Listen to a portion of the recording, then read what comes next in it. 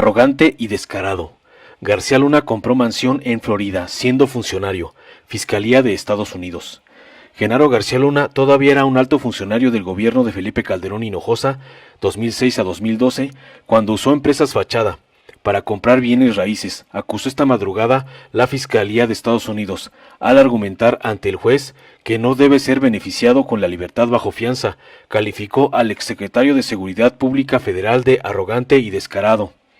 Dijo que compró secretamente a través de empresas fantasmas, incluso triangulando a Panamá, bienes raíces por millones de dólares y hasta un yate. García Luna diseñó y condujo la estrategia de Calderón Hinojosa, supuestamente contra los cárteles mexicanos, de acuerdo con la Fiscalía de aquel país. Lo que el exsecretario de Seguridad Pública Federal hizo en esos años fue favorecer al cártel de Sinaloa, una de las organizaciones criminales más sanguinarias de todos los tiempos. También se cree que cuidó los intereses de Joaquín Archibaldo El Chapo Guzmán Loera, de Ismael El Mayo Zambada y de Héctor Beltrán Leiva. La estrategia de Calderón y de García Luna condujo a un disparo en el número de homicidios dolosos en México, un violento estallido que no ha sido controlado por ningún gobierno hasta la fecha y que ha causado la muerte de cientos de miles de mexicanos. Una nota al pie de página del documento presentado por los fiscales a la Corte afirma que el hermano de El Mayo, el Rey Zambada, personalmente entregó bolsas de efectivo a Genaro García Luna.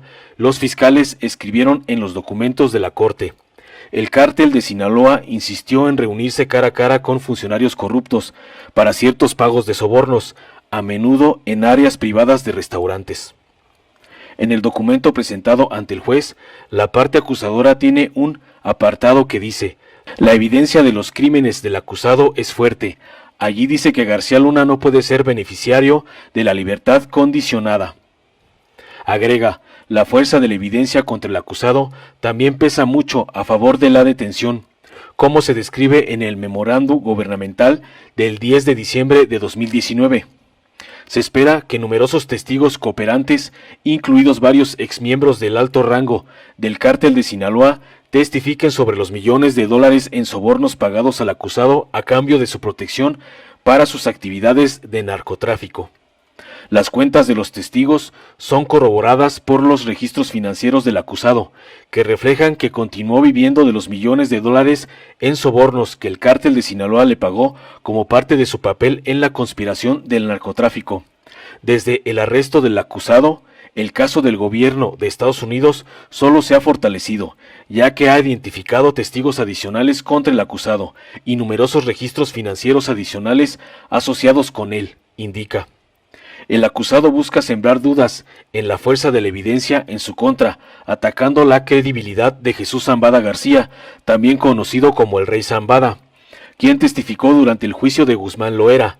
En ese juicio, el Rey Zambada testificó que, al menos en 2 ocasiones, se reunió personalmente con el acusado en un restaurante y le entregó maletines con entre 3 millones y 5 millones de dólares a cambio de la garantía del acusado de que ayudaría al cártel de Sinaloa, sostiene. El acusado cuestiona la veracidad de este testimonio, alegando, sin ninguna base aparente, que el cártel de Sinaloa no tendría acceso a billetes de $100 en México, lo que hace que los supuestos pagos en efectivo sean demasiado voluminosos para ser entregados al acusado.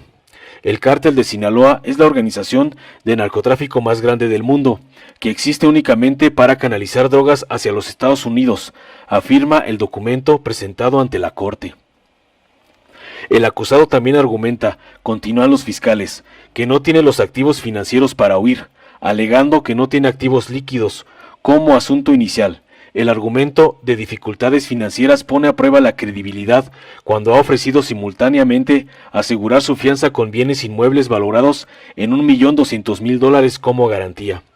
En particular, la investigación del gobierno ha revelado que el demandado, además de los bienes raíces antes mencionados, ha adquirido varias otras propiedades inmobiliarias en los últimos años que, en total, están valoradas en casi $4 millones.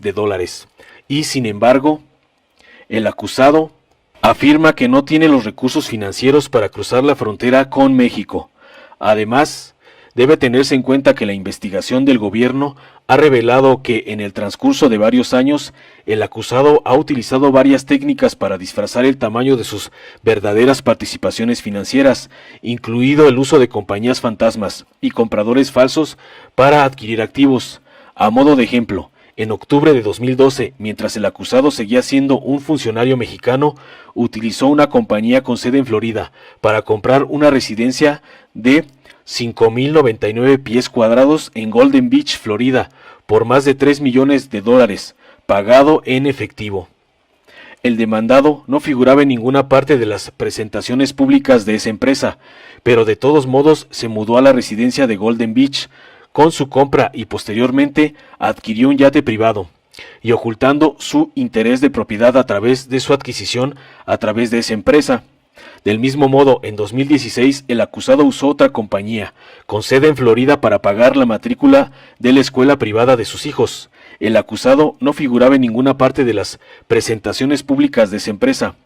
La investigación del gobierno ha revelado que el acusado ha utilizado esta estrategia durante años, enmascarando sus activos y sus adquisiciones con el uso de compañías fantasmas y compradores falsos, argumentaron los fiscales ante el juez.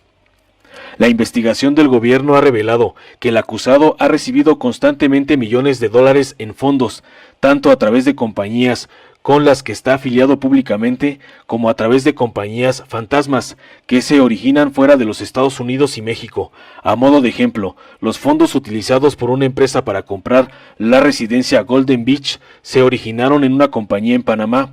Por lo tanto, es probable que, en caso de que huya de los Estados Unidos, el acusado pueda mantenerse fácilmente a sí mismo y a su familia económicamente a través de fondos que se originen fuera de los Estados Unidos o México, dice el argumento de los fiscales.